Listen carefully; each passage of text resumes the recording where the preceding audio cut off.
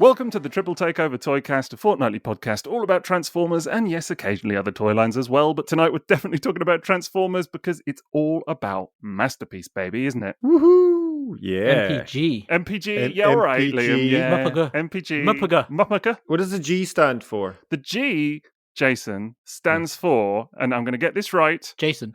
Yeah, well, I'm not. Yeah, Jason with a G. We made Nearly. this joke before. Nearly. This joke before. Yeah. Don't fall into that trap again. Exactly. The G, Jason, stands for, and I'm going to get this right, it stands for giant, great, and gatai, which is like a Japanese word for combination or combine, if you will. Oh, so, really? There you go. Oh, cool. Yeah. Oh, Wait, nice. So it's MPGGG.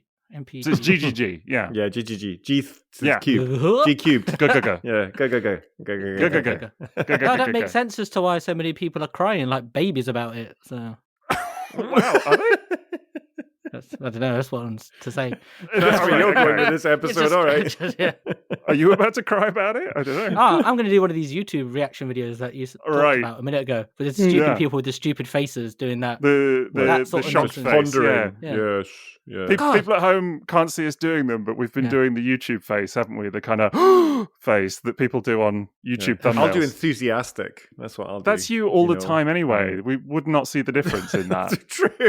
Yeah. That's, I still don't get it. When I see these people, not to continue a conversation that nobody else is party to, or whatever Right. it is, but when I see these people doing those little faces and it's like Nintendo have screwed up again and someone looking annoyed, I'm like, I don't want to see this goon's face. Just show me the pictures of the game. Who is this idiot? Like, Yeah. why do they all... Oh. Oh, God. But you it's click stupid. it, don't you, Liam? That's the problem. I must admit, Yeah. I am the same as you. I see some of the faces that people pull, and I'm like, all right, dickhead. Yeah. Do you know what I mean? Just doesn't make me want to click on the thing at all. But, you know, I'm sure it I would works. get my news from some other source. That Yeah, doesn't show me a exactly. stupid face. I shall take my attention elsewhere. Thank you. And they always have mustaches like villains. Why? Maybe that is what they're getting at. Or maybe they need to do actually what we could do, three of us, see no evil, speak no evil, hear no evil. That's what we could do. So we could just, you cover this. No one can see me doing this, right? But I'm Yeah, covering my we get ears it. Yeah. and covering my eyes Yeah. and covering my mouth. No, you know? We should just got try it for this episode, Yeah. right? You've done a lovely bit of artwork, but we should just change it to have that Yeah, instead. it didn't need as much explanation on that. We got it on first mention, really, I think. But you know, everyone's still. heard me cover my mouth and go, oh, Right. So now Yeah. they know that I'm actually acting, You're professional. actively covering your mouth there on a podcast, which is a purely audio medium. Yeah, so it's, genius. There we go. yeah. That's it. Brittany. Yeah, I nearly stole someone else's tagline then. don't but do yeah, that. We'll real. get sued. We had to like mumble more on that later or something. Yeah. like that. Yeah, Oh, exactly. don't Well, go down that route. We've had enough of the anyway, there's an at. Ah, Oh. okay. Yeah, don't bring be that. stealing my move tagline. along. Yeah. Yeah, definitely don't go there. Honestly, You keep your trademark lawyer locked away. So I will. Thank you. Yeah. But anyway, we are going to talk about MPG or Masterpiece tonight, and really the idea here was because there's a new Prime, there's a new Optimus Prime in the offing, a fourth one in however many years, and we wanted to talk a little bit about it, but kind of more than just this, one specific toy. We wanted to kind of look at the four Primes that we've now had or are getting, and just talk a little bit about the new MPG Masterpiece style gen. Where's it all going? What's happening in that whole high-end world? Does it look good? Does it look not good? And is Jason going to pull like an appalled face when we talk about it? Like, like shock. is he going to cut the tape? Oh, whoa, calm down, right? Well, oh my goodness. Let me say right out the gate that, we're not going to talk about everything MPG. Jason has still not removed his Jinrai from Completely. the clamshell. Not Have no, you? no, It's no, still not from in the clamshell. box. It's happening this week, people. Happening this week. I promise. Well, only because me and Liam said we would Yeah. bored of not talking about it, and we But wanted all- to do a mini-sode on it. And would you get on It with was it? going to have faded but from I my know, memory I'm by the sorry. time you got I around do to it. I'd be like, apologize. what toy? It's also my son is away with my ex-wife as well this week on holidays, so I've got a bit more time. So this Jason week. can play And I can play exactly. I'm not playing with all his with toys. his toys. Yeah, I can play my toys instead. Oh, first world problems.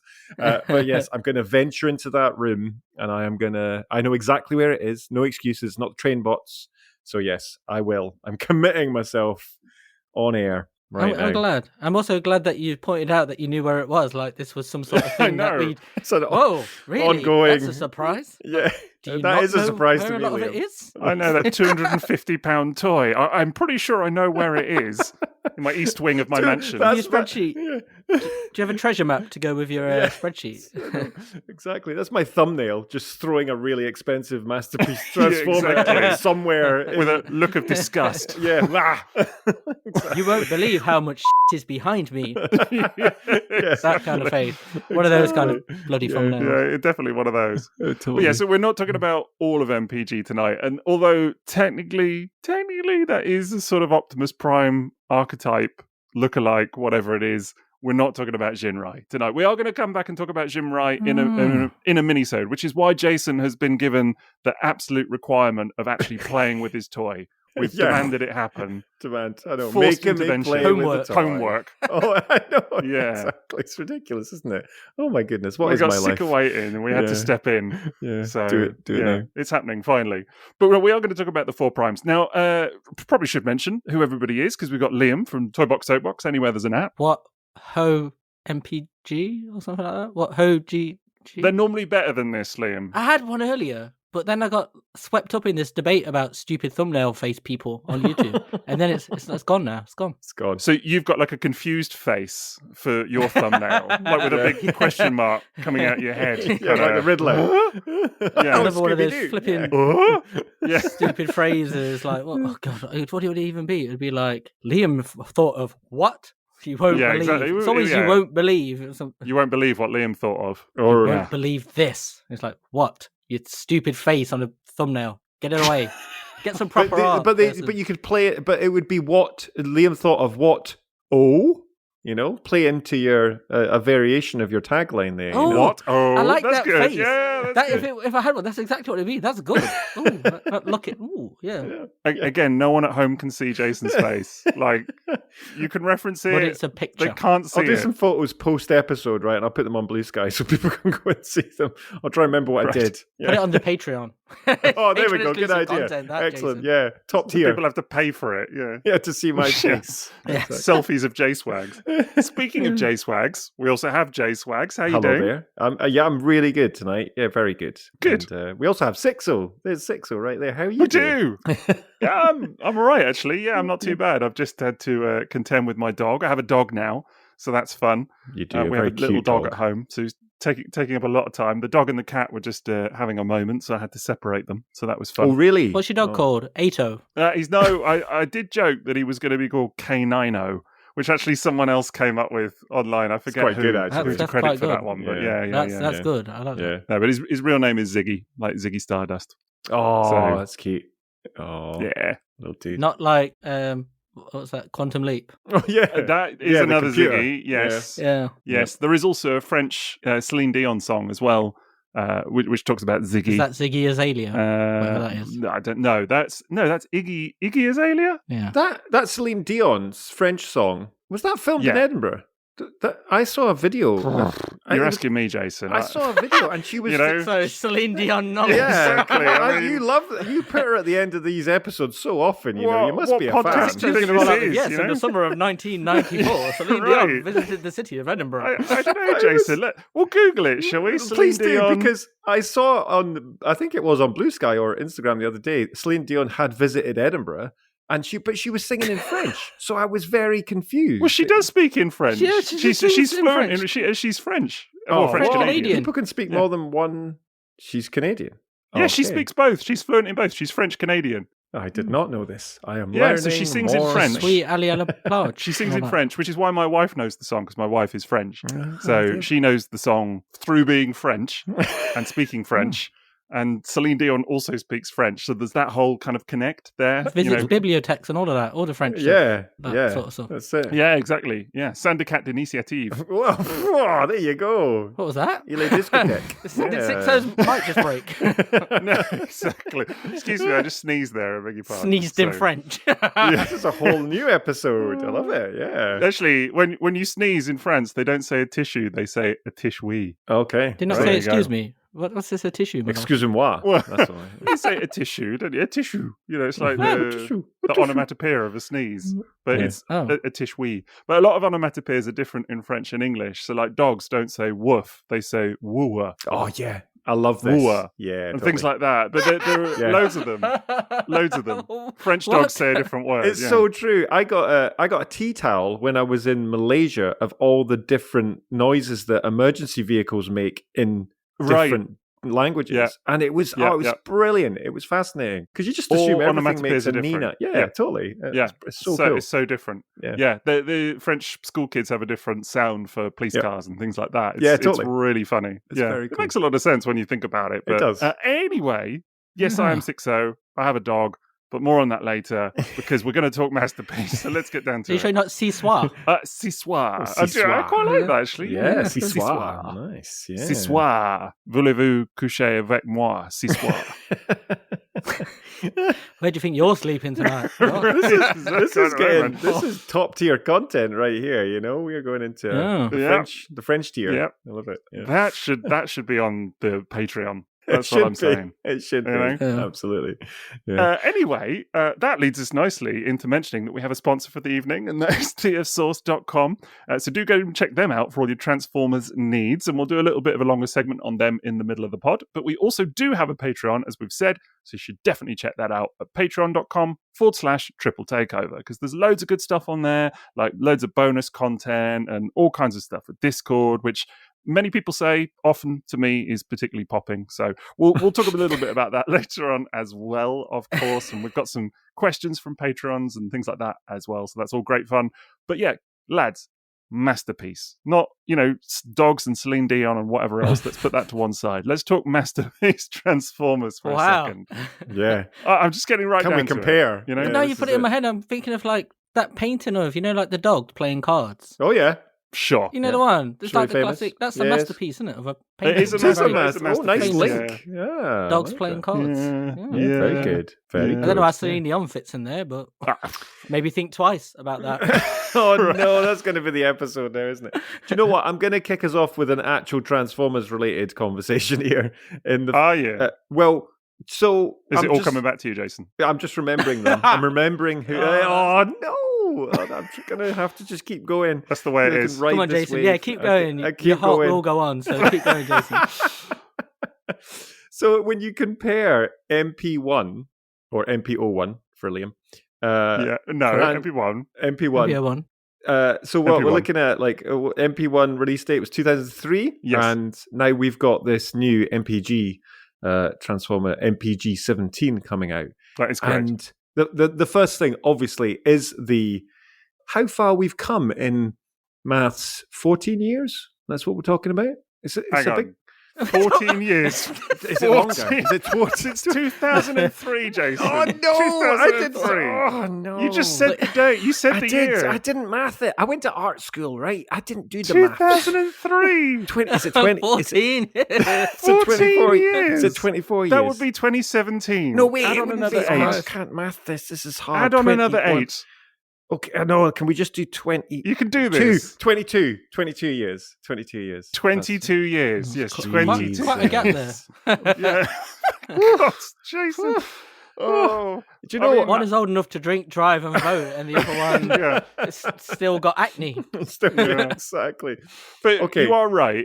So yes, it is worth saying, because I know we said this pre-recording, but someone inevitably always says, why do we need another Masterpiece? And Yeah. I'm just going to say Masterpiece as a catch-all here, including MPG, because in my mind, it's very much a continuation of the same line, even though it's potentially going to do some different stuff. I'm just talking, since day dot, if you take it all as Masterpiece, why do we need a 4th Optimus Prime? 5 if you include Jinrai as well.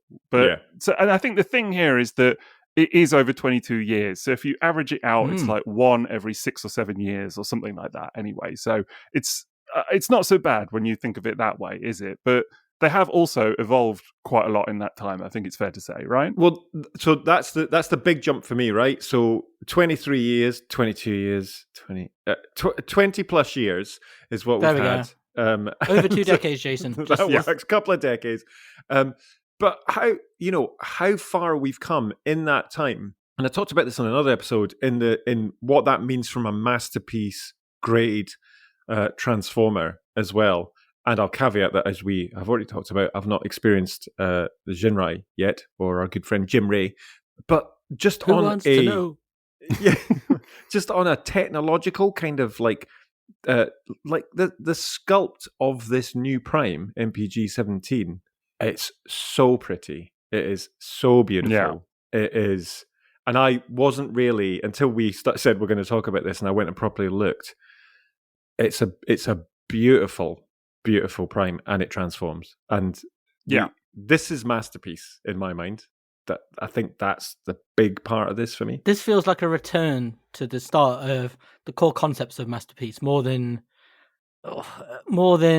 sort of it has recently. Like MP44, was that the last one? That was the last one. It was the last one. Yeah. 44S. Yeah. But that's, I think, the way to look at these primes is they're like an evolutionary step. Each one triggers something new. They come in as each time Masterpiece changes in some way, or as part of a change along with Masterpiece. It might not be the first one that is part of the change, but it's like the main one that's almost like another wind for them. It reinvigorates the line for Takara because it lets them shout about it loud and fill Figure King magazines and all of those things that only an Optimus Prime toy can do. Because like every time one comes up, it gets way more interest, and I think that's the thing people always forget, is that's what they need to do each time, because after a while, any toy line over time, it settles into a rhythm, and it gradually, the same people are buying it, but then they're falling off rather than bringing in lots of new people. So the way to bring in new people is to go, here's a new one of the most famous guy again, and new people look at it and go, oh, what's this line? Yeah, I think it's exactly That's the point of it. And I know people go, oh, it's the fourth one, but it's only the fourth one if you've, well, I mean, it is the fourth one, but that only matters if you are only collecting, if you feel like you have to only have one of these characters and it always has to be the newest one. Yeah, that's like you're not, I know we always say you're not inclined to buy it, but you're not. But it's not taking up a slot of something else. It's very likely funding the next slot of some more obscure character. I completely agree. That is what I always say about Optimus Prime toys in general, really, because it's the same. People were also saying the same thing about the Studio Series 86 Prime when that was first kind of announced or leaked or rumored or whatever it was. I can't remember. I do recall people saying, "Oh, another one! Haven't we just had the Earthrise?" Even though it was actually a few years prior, and it was like, to me, you can keep having this same debate, you can keep having this same grumble, but they're not going to stop making Optimus Prime toys. It's the most iconic character, bar none, of the franchise. And like, again, I know I made this point recently on the pod, and we talked about it, I think it was last time, that how obscure the vast majority of Transformers characters are. This one character, more than Bumblebee or Megatron or the others that are kind of well known, absolutely is the bedrock of the franchise and always will be. So kind of complaining about it is sort of to deny that reality, I think, a little bit. It's like it's always going to be the reality. So just, what there's no point complaining, really. It's not going to change. And the reality is these do sell, right? They wouldn't keep doing these figures. They wouldn't release this number of primes. But when we talked about this before, it's because it reaches further than the fandom as well, because of the people that don't collect Transformers that will have a memory of it, maybe have had a G1 Prime or RID Prime or something that connects them, even a Generations Prime, and that's what I think. That's what's interesting about this MPG as well, is that they've really moved the sculpt on, and it feels like a real modern day hero Prime more than anything else as well. So the reach that it has is very different compared to others, It's what it symbolizes as well, because ever since MP1, it's been kind of like they've been refining the sculpts to get closer and closer to the cartoon, because I was just MP01, I know it doesn't look like the cartoon, but that's still what they were going for in a lot of ways. It was the technology of the time, was as close as they could get at the time, and it has other influences as well, but they were all very clear as they want to give you the perfect Optimus Prime and the first kind of idea, even though they used the Dreamwave image in the thing because of the presentation, but that itself again inspired by the cartoon, and it's always getting toward the ideal of Optimus Prime. And so we had MP10, which is again multiple influences, but people would say at the time, oh, it's a more cartoon accurate Optimus Prime. That was the way people spoke about it, even though when you look at it, it doesn't really look that much like it. But again, at the time, it was the closest they could get. MP44 does look like the cartoon, possibly to its detriment, in my opinion, but not in everyone's case. And that's where they've gone. And now it's like, because that's been Masterpiece for so long, it Cartoon. switched, didn't it? Yeah. From around, what was it? Was it 11, 12, something like that? When Sideswipe came in, there was a real shift from after MP9. MP9's the last new mold, wasn't he, of the old Masterpieces? Yeah, kind of. MP9 in a way it was the sort of the bridge, if you like, because MP9. That's the flip. Yeah, It inspired MP9 MP10, was, didn't it? It did, and MP9. People sort of forget this because they think it started with MP10, but actually MP9 set the scale. First of all, that was MP10 was designed to scale with MP9. Interestingly, so MP9 set the scale. MP9 was also very cartoon styled and very cartoon accurate. And I think, in a way, I kind of think as those two things as separate as well: cartoon styled and cartoon accurate. I would say MP44 is cartoon accurate and cartoon styled. Mm-hmm. I agree. I think MP1 was cartoon styled, even though it wasn't accurate, if that makes sense. It does, totally. Taking the influences to look like something, but also with other things and within the constraints of what the engineering and technology of its era. Or I mean, look at Studio Series 86 Prime. I would say that is cartoon styled, but not necessarily accurate, because the proportions are not one-to-one to the cartoon. Do you know what I mean? I'm looking at it now and it's very, very cartoon styled. But I think if you held it up and looked at it directly versus the animation model, you can see that there's also a bit of a kind of stylistic element in there as well. And I think a lot of what they're doing with current generations, Studio Series, Legacy, Age of the Primes, whatever, is cartoon styled, not necessarily accurate to, like Blitzwing, things like this. They're not slavishly one-to-one the animation model, but they have elements of the animation model on there, if that makes sense. Whereas I think Masterpiece has been going for this sort of more one-to-one uber slavish thing, which to my mind came in after MP10, because I think the whole thing with Sideswipe and all of those guys was Hasui's thing was like to create this perfect ideal sort of mind's eye model. He talked a lot about, taking, as you said, Liam, like multiple influences, like whether it was comics, toys. I think with the cartoon still being the driving factor, no doubt. Yeah. But like working in this other stuff to kind of create what you imagine these characters to look like as a sort of perfect idealized, form, if you like. But it started, I think, the cartoon thing around sort of Inferno, Ironhide, that kind of time. It started Ultra Magnus, definitely started to shift more that way. And then over time, it's become more and more prevalent. That definitely. What was the Seeker? Was that MP12? Which one was the one where they redid Starscream and they took away the side fins? They did all the Seekers. I used to have them, the Masterpiece. The version. Oh, that was MP11. Was that MP11? That was MP11. Yeah. But that felt like the moment the sort of switch went to try and where it was very clear. It was suddenly we're tilting toward the cartoon even more here. It's like very much like that's ethos is to make this. Once they set the trend of we're taking an older mold and making it look more like the cartoon, I think that set the bell of gradually everything else, even though they were already trying to get, I think, there before, but I think it's more prevalent from then. And like you say, once they get to Inferno, it's the cartoon, isn't it? There was definitely really, I think what really changed was that with Magnus, there was a switch in lead designer, because you had Kobayashi coming back on, whereas Hasui and Kobayashi co-delivered Ultra Magnus, if you like, and then it's sort of since then that the more Trax, Ironhide, the second the smaller hot rod, the MP28, Shockwave, what else have we had?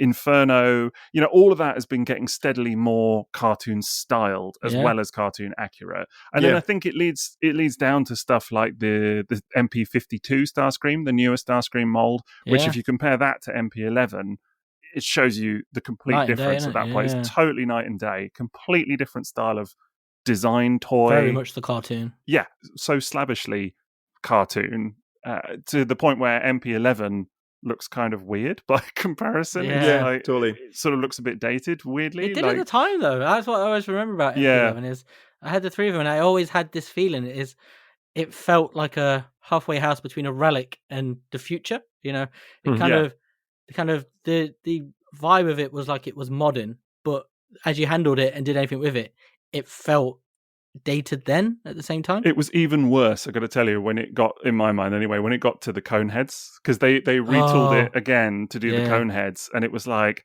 these are so unsatisfying, just like, really, what are we doing here? Sort of half-hearted remakes of a mold that was already a retool of something else, just... I just remember the feeling when I got Dirge and being like, sure, that is definitely Dirge. It's the sixth time. It's the seventh time I've owned this mold. I think, was he the last one of the... He was the last of the Coneheads, yeah. Yeah, and I think by that point it was like, I've done this now. Thank and it's God. at such totally. It's at such a size and such an expense. It's not like just getting regular retail 6 Seekers that are different. Mm-hmm. It's kind of like, I have experienced all these molds after alpha, and as they've gone along, they've got progressively worse with some of the things, like the way the wings fold up and stuff like that. Oh, yeah. Well, look, the ramjet and as- stuff was just, very wobbly and, ill put together.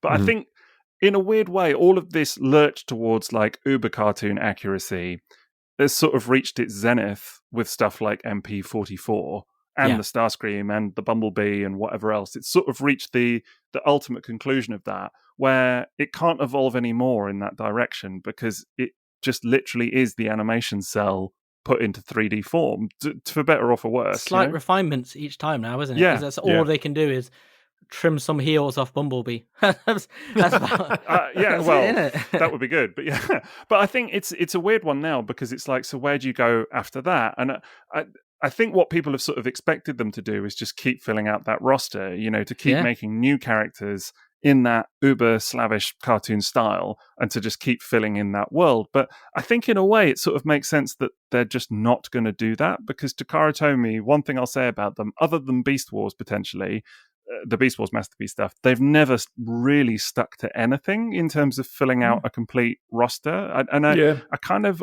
when you consider the price point and just what you were saying about like the price of the Coneheads, Liam, that sort of brings it home. Perhaps it never really was the space for it either. Do you know what I mean? To like have complete rosters of stuff at the price that you need to be able to do that. With Masterpiece, it feels like we have 2 eras. It's like we have the MP 01 to 10, which is the 01 to 9, should I say? Mm-hmm, yeah. And then it always feels like there's a split, even though it's not really how it works, but it's just how it always feels, doesn't it? Like, it does. 10 is the new Masterpiece, and we move forward, and then from there we just accept it's this kind of cartoon. So it feels like a continuous line, even though it's not. And like, when I know people kind of expect that, and I think I did for a while, but you sort of... I did. Quite early on, you kind of recognize, you're like, if they are going to do every character, you start working out how many characters that is. You're like, exactly. We'd be here for decades. And yeah, that's not how, many decades, that's not how toy lines like this work. And that's not how they can work. It is a collector's line. So by definition, you are going to get a smaller amount, as a very finite amount, before they have to move on to something else for it to be viable for new collectors as well. I think that is exactly it for me. It's like the idea of, if this is a project, let's say, that was started, if you take it that it was started with MP9, MP10, whatever, at that, you're looking back to 2011. I mean, that is already 14 years ago. So what, are we still on that same trajectory at this point? Like, if they hadn't have rebooted, I using, sort of soft quotes, with MPG, like, are there people that are still kind of following through on that they're like still trying to build out those rosters? If you exclude third party and all of that, because I think that's a whole other, aspect to this. But if you just take the official line, whatever those third party companies, toy lines are no, I 100% agree. But it's like, if you just, I only bring it up because inevitably someone will be like, well, that's what we've got third party Masterpiece for. adjacent. Exactly. To kind of fill in those spots, those slots on the roster. But if you just take Masterpiece, I think it's unrealistic to think that Takara Tomy is still on that same mission, right? Like, they're not going to stick at it forever and just keep making cartoon-styled Masterpiece toys and redoing the same ones. And there's only so much road in where that goes. And I mean, even when it was coming out, I said a minute ago that I felt like I didn't. What I used to think was, I always used to think that the next one was the last one, if that makes sense. It was like, because they're going to do something else. Because Masterpiece has always had that vibe. Like, that was sort of ingrained from the beginning, that each one is like a unique thing, because the first one was just supposed to be one and done. And so that always stuck with me, and that's how I always felt. Even when they were knocking out all the cars, I was always like, all right, are they going to do another one, or are we going to have a switch in direction, because they have done that over the years. They Even have. in that era, they've suddenly pivoted to Beast Wars, or they've pivoted to something. I know people go, but that's technically in the cartoon continuity, blah blah blah, yeah, all that nonsense. But that's not what they were doing. That's not why they did it. What was your YouTube thumbnail face like there, Liam?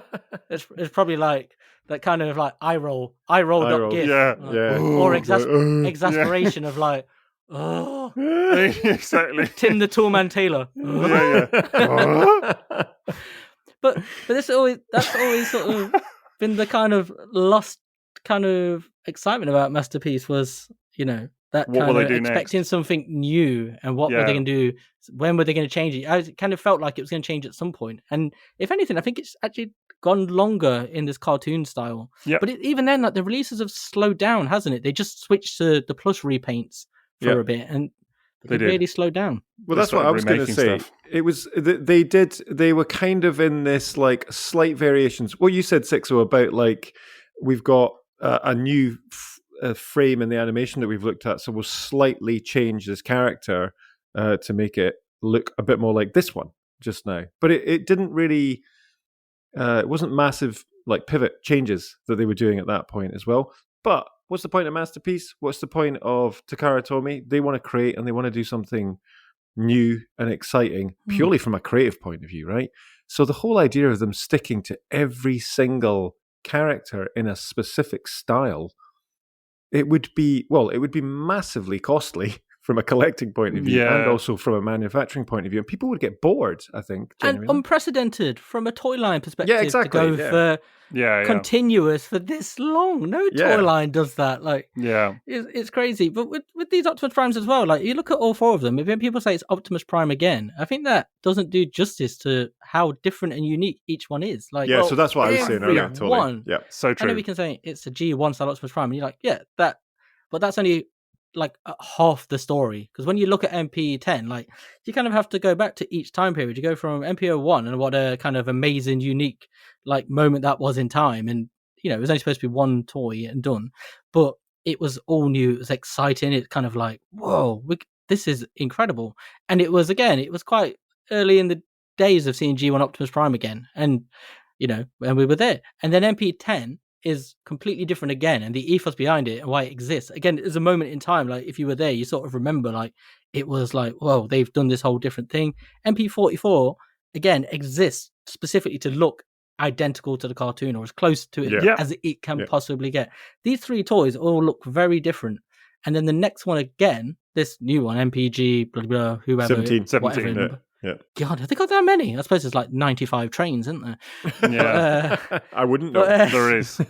But this kind of, again, looks completely different to any of the others. They don't look alike beyond the Optimus Prime sort of color, beyond the sort of color. Yeah, exactly. This kind of, I think for me, this more than anything else, because the trains sort of felt like, I don't know, I felt like that was just a change of naming for the line, because they still looked quite cartoony. Yeah, they weren't a massive toy-like. change. But again, it just felt like the next ones in the sequence, if they were going to do the train bots post the cars or any of the others. Kind of. But the new one doesn't. I think Optimus.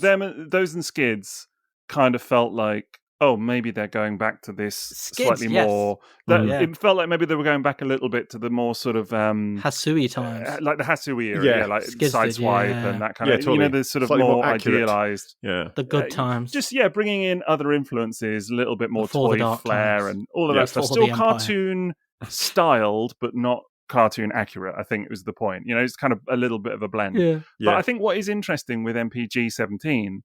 That's the new Optimus Prime, by the way, Liam. Is that just saying, and not MPG 017. By the way, and he comes from the east.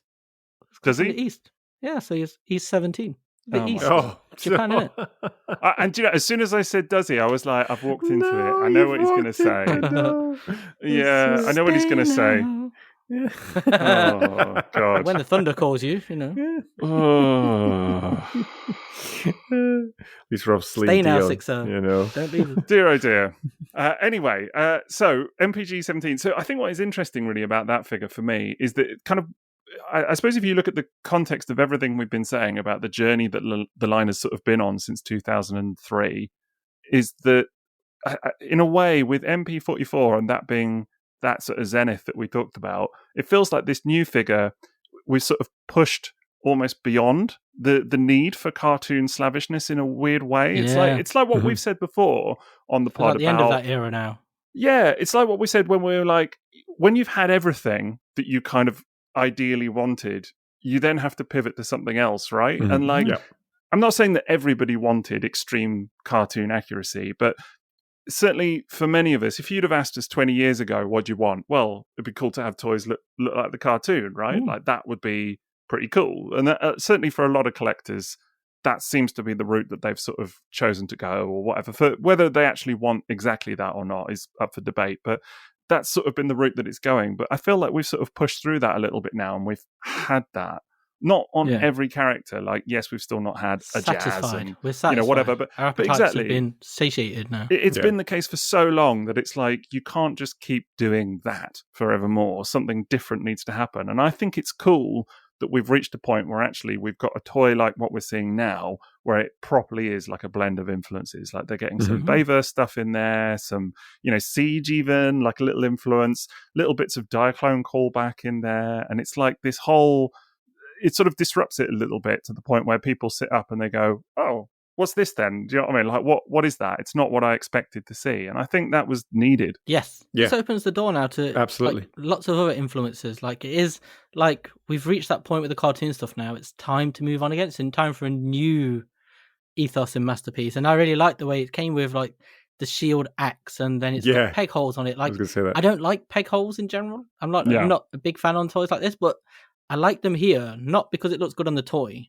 Like, if I had my own choice, I would take them off. But at the same time, I like that they've put them there. They made a statement to have it. Like, it puts it in a different space. Like, yes, it does. It says this is something different to the previous Masterpieces. It's not supposed to be, this isn't supposed to be something perfect and like that. It's a new thing. It's different. And it, you know, and then it makes you think like, oh, what could we get after this? And what would they look like? And, you know, what are the different gimmicks here? Because it's, I don't know, it's just opening a new exciting door for Masterpiece, a new direction. It's been needed, I think. I would agree, Liam, because for me, looking at this one, and I'm looking at a shot here of Prime in alt mode, and it's his back, and he's got his two blades on his left shoulder. He's got a transparent mounting section for the gun that can go up like a cannon, and he's got his axe behind him. And this is what I was saying earlier, you know, and it's Prime Style Generation Converting Action Figure is like the full name, if you like, that's coming. But this whole thing that it is got the Generations vibe to it. So this, more often than not, when I get a Masterpiece toy as it stands at the moment, is I'll transform it once, maybe twice, and that'll be it, and I'll leave it in a mode. Whereas my hope for this one is that they're bringing back a level of play value in this as well, which is what I'm seeing with all these accessories and that kind of thing. So it's the kind of thing that could be a good desk bot, right? It looks great. People will see it and be like, oh, I remember that guy. Big though, isn't it? It is. It's not Generation scale, yes, which a lot of it's not Generation scale, but it's not like massive MP scale either, is it? That's the thing. So it's coming in at it's basically the same height as MP10 and MP44. Yeah. It's the same height as what we've already had. This actually ended up putting me off slightly. Right. Yeah. I was hopeful it might be, you know, a Studio Series 86 size. Like, I thought that would have been a cool size for it. To be completely honest, I kind of feel like, in a way, that full reboot thing that we're talking about as well with Masterpiece, I would have liked to have seen that disruption as well of the scale. I know that not many people, you know, Masterpiece collectors would have been in favor of that necessarily, but I would have been up for that. And I think that would have been a cool reset. Like, we're doing something different now, and, you know, fuck you all. Do you know? Like, all the times that you were, but it would be, they can go in the bin, you know? But that's an interesting one, because then where would that sit? I suppose that would sit in the market in the fact that, yes, it could still be scaled alongside, say, a Studio Series Prime. But it is the transformation, it is the build, it's the quality of it, all that kind of stuff. At this point as well, I will bring up the price that I'm looking at, because it's currently on Zavi, of all places, at £180. So this is a big shift as well, right? So everywhere else, that's probably about 120, 130. Oh, is it? So it's even so. Okay, I was going to say that's a lot cheaper. No, that's just a joke, because Zavi's always really expensive. Yeah, so, it is quite expensive, but I don't think it's quite that. It's not MP44S price though, which was like well over. No, 200 it's quid cheap. when that It's came cheaper. out, so. It's cheaper than that. So the actual price of it is 24 in Japanese yen. Anyway, it's 24,200 Japanese yen, which is, I'm going to talk in dollars as conversion, but it's roughly about $160 on conversion. Right. But that's before. Like if you were to buy it from Yeah. a US toy store, it's going to be more, I'm sure, because of import, and let's not even get into the whole tariff thing and all of that. But that is the Japanese price if you bought it domestically in Japan, whereas MP44 was 50k, so it was over twice the price. Yeah, and something like MP44S was 33k, so it's around $230, something like that.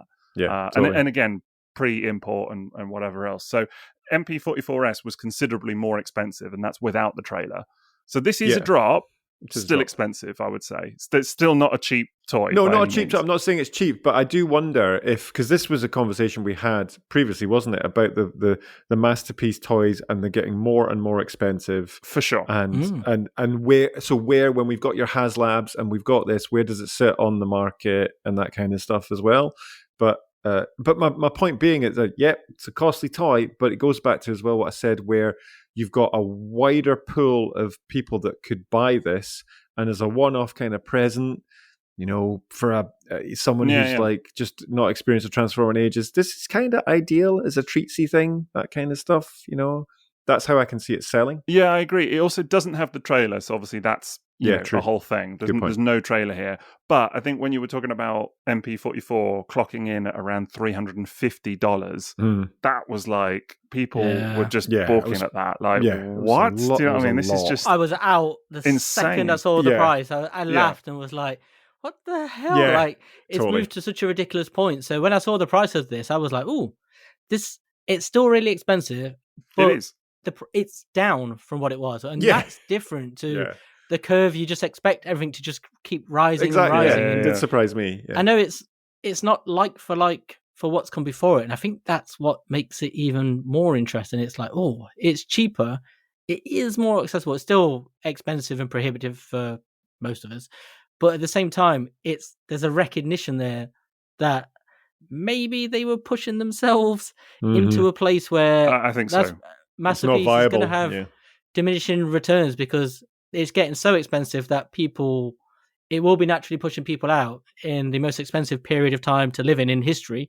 It is a very rare kind of recognition from Takara, this, to kind of go, maybe we need to scale the price back, because that's not a Takara move at all. Ever. I know. I honestly think that will have been part of it, because that trend towards things being so exorbitantly expensive is just not sustainable for any collectors, really. Like, particularly in, like, we've had just a big anniversary year. They've also got all their T-Spark stuff going on. There's HasLabs. There's, you simply cannot keep up with all of it. And that's if you only really commit to this one brand, commit to this brand. It sounds so silly, but do you know what I mean? Like, if you're not collecting other stuff as well. Sell your soul to the masterpiece. Exactly, Commit, Give in. Strike me down with all of your MP44. That's also the thumbnail. Yeah, there's a thumbnail there, definitely. But that's, and that's assuming that you don't also need to, like, pay for housing or, like, buy bread and stuff like this. There really is only so much. Exactly. Just exist on this plane, So it's good that they've gone this way. Trent putting up your in water bills. But this is so true, though, because when you started adding up, like, MP44 with the trailer and then a HasLab, you're talking quickly over $1,000 in, like, for three toys, right? That's a chunk of change. My first car didn't cost that much, and I could drive that. Can't drive these ones. So but your first car was like would have been the 90s, wasn't it? Early 2000s. I was just going to say, was it driving in 1972? No, I calmed down. I wasn't born then. But when I started, admittedly, I was going to say, it could have been a black and white car, Model T. Was it? It ran on Steam. That's what mine did. You had a penny farthing. It's a Flintstones mobile, one of them. Yeah, exactly. But I think the cost thing is a really important factor here, because I think as well, one of the things that kind of has gone under the radar is, we always say, like, it's a Japanese toy line aimed at Japanese market. But I think over the years, Takara have probably become very accustomed to that Western money coming in, from the collectors, from the way Masterpiece for them would have scaled up over the years now. And so I think there would have probably been a recognition of, we don't want to lose this amount of money that's pouring in. It's not just for definitely. I think in the same way. I think as well with the advent of like Generations scaling up to sort of almost take the place of what Masterpiece was for a lot of people. I think that, it all has an impact, doesn't it? Because when I know so many people, like yourself, Liam, that collected Masterpiece when it was kind of MP10 to the kind of Datsun era, and then just phased themselves out through things like MP44. Well, yeah, exactly. I remember you saying that. Fault, because it was one of the worst toys I've ever bought, and I hated every second with it.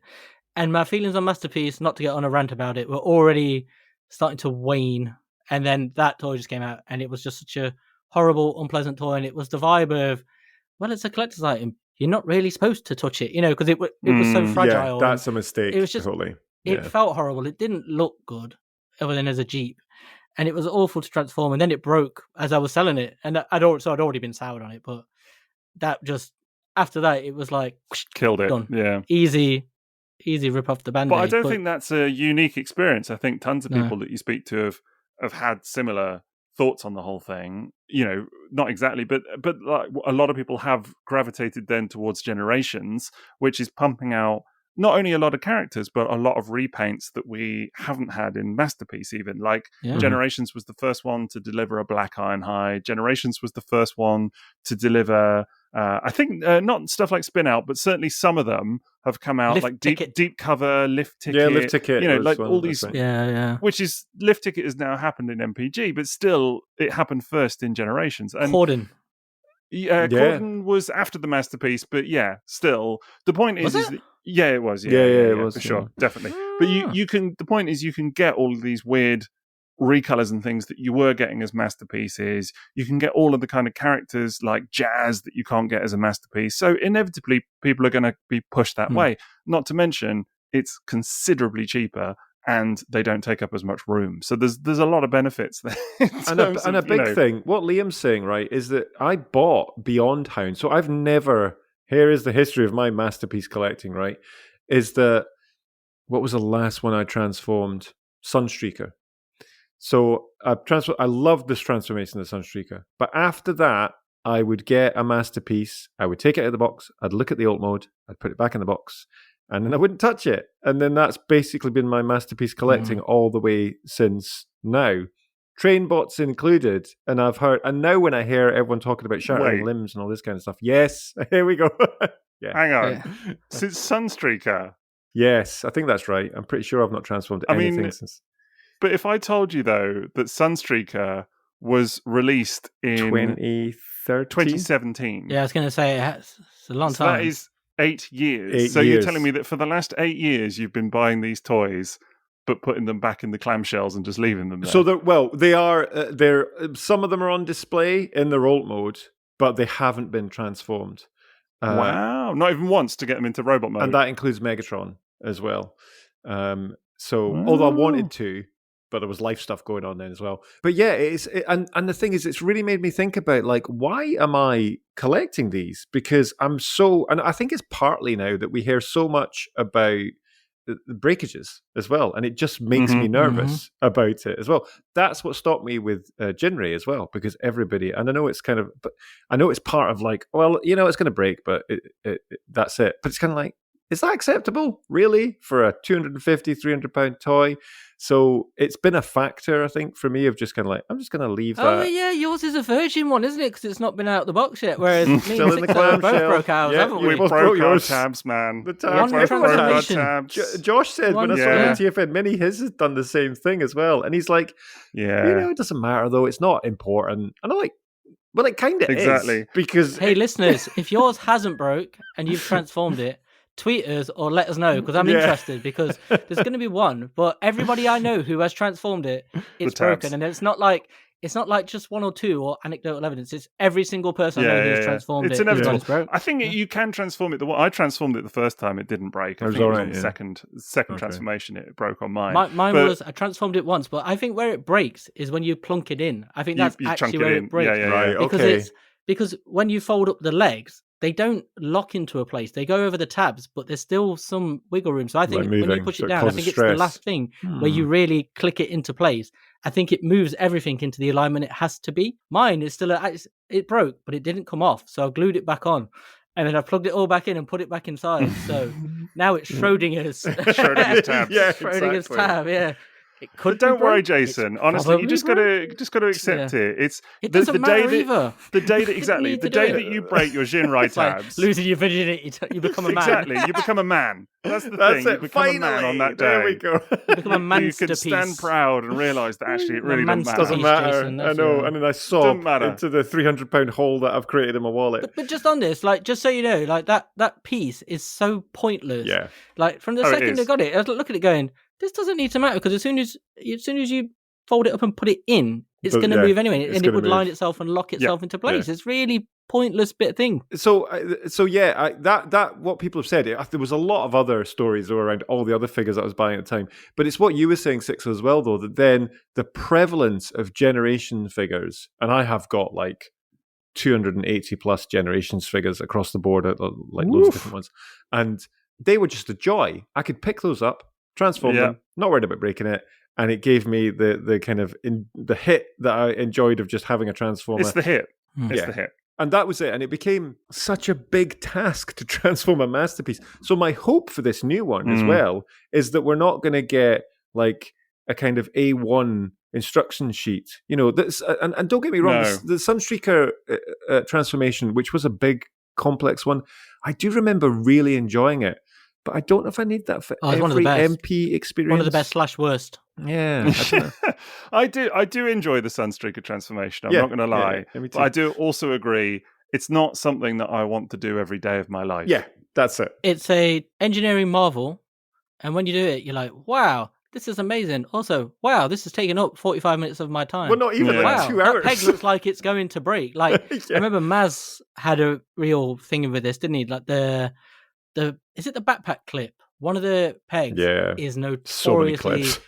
crackable, and I think it's very fragile. And I remember Maz, I'm sure we had a long conversation about this, and I remember him saying toward the end how, because he really loved the engineering of it, but I always remember him by the end he was quite scared of it. It put him off a little bit. But because Maz breaks toys like they're Yeah. going out of style, you know? Like but that guy. that's a very common break. I think it's the backpack clip as it goes over. I No, think it's where he it is right. Yeah, spins he is right. around. It's, One of our patrons, Dugatron, he had just, I think it was Sunstreaker. He was transforming and he took the door off, I think, as he put it back together. Yeah, Yeah. so actually I had a bit of this. I must admit, the last time I transformed Corden, which was back to vehicle mode, I had to really jimmy the little side mirror and the window, and it was all just not locking into place as it was supposed to. And I think I've stressed the little, because the mirror is clipped in a very specific place, and you have to kind of move the mirror as you're unfolding the door.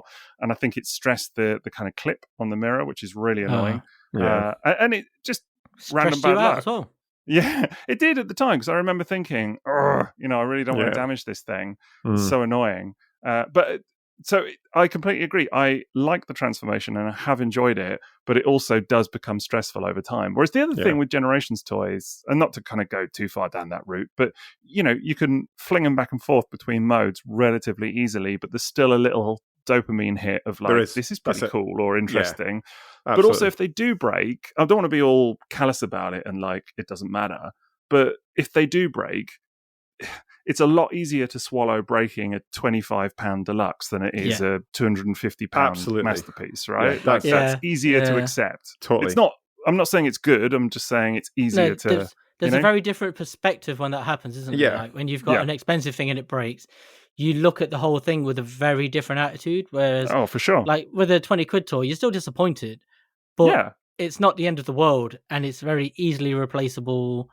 I mean, it's still 20 quid is still 20 quid, but it is. It's a world of, it's such a different mental space, isn't it? It is. And I think that's the same with the masterpiece, like with Hound. Like one of the reasons I was so crushed was you just look at it and you're like, because that was really expensive for the time. It was like 90 quid, 80 quid.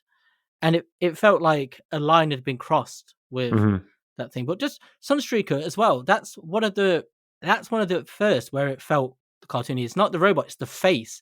That was where it was. You felt the pivot really start to move in that direction. It's like the robot modes. It looks like the cartoon, but the engineering is amazing, and it's that kind of. It's still got that masterpiece thing of doing something different because it's just the normal car and the Sunstreaker car with the engine on the back. That so you was can have so Yeah, cool. that was so That's good. the magic of Masterpiece, That is isn't it? That's exactly. that kind of That's what we always it did. wanted. Yeah, Like absolute voodoo. Yeah. Something like you're like, it's blown my mind with this. It might be crazy and convoluted and difficult, complex, but then it had the face, and it was always like, we're into the cartoon territory. Here. That was my lasting memory for Sunstreaker in that I got this moment of just the transformation and the fact that it did things, and I was just like, what is going on? And I was like, oh, that is really quite astounding how they've done that and they've thought this through, and it worked. However, I have also had that experience on Generations figures as well, I was just Titans say figures, right? Exactly that. Yeah.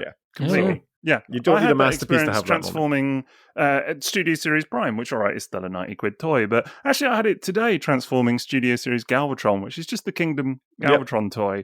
But I think that's a super clever transformation. It's fun, it's repeatable, everything clicks together well. I really like the alt mode. There's a couple of bits on that which genuinely, when it happens, I'm like, this is pretty cool. Yeah, do you know what I mean? Like, totally. And you get that same little dopamine hit.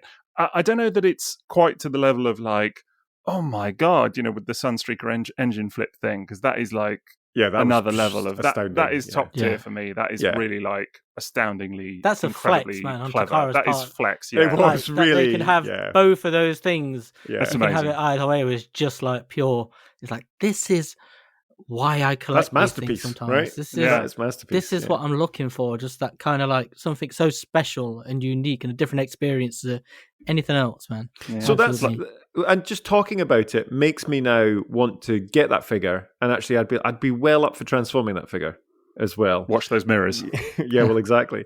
But this is the thing, right? The fear factor part of this. So for this new one, I'm actually hopeful, and where this line is going is that they could be a bit smaller and they could be a bit more robust. Well, have you read the blurb that No, Takara Tomy themselves put out? So this is worth acknowledging, this blurb at this point, because a lot of what we're talking around is well, I wouldn't say covered by the blurb, but it's alluded to or hinted at in the blurb. Oh, okay. So they put out the initial kind of like, here it is, it's MPG 17 style gen, the first kind of teaser pics of it or whatever, and they've done videos of it and stuff since. And they said, and this is obviously translated from Japanese, but still they said in the blurb. The blurb, yeah, it's the blurb. Blurb. And It's like Blur and the Verve of mixed. Yeah, it is a little bit like that if you want it to be like that. Super pop group. Wait, were you Oasis or Blur? I was neither. Yeah. Oh, you weren't? Taste. Yeah. No. Jason, you had no I horse in this love race? both. I saw Oasis at Loch Lomond, which was a very good gig. Classic Jason, having it both ways. Love them both, but Blur and Damon Albarn and Gorillaz, and I prefer now that entire talent. I would be honest. It aged better. I'll put it that way. Yes, I would agree on that score. Yeah, for sure. The blurb, though. The blurb. So yeah. Oh, sorry. Yes, the blurb. I thought you were still making Liam's joke about the Blur and the Verve. Well, that was a bit of Sweet Symphony of a joke. God, how many songs can you get to one podcast? He's googling them, man. He's just quickly googled Verve songs. There we go. I have a memory for pop culture music. So anyway, the blurb. So it says, the first release of Style Gen, a new interpretation of the transformation difficulty, proportions and details, movement and posing, vehicle play, and weapon play in the MPG series.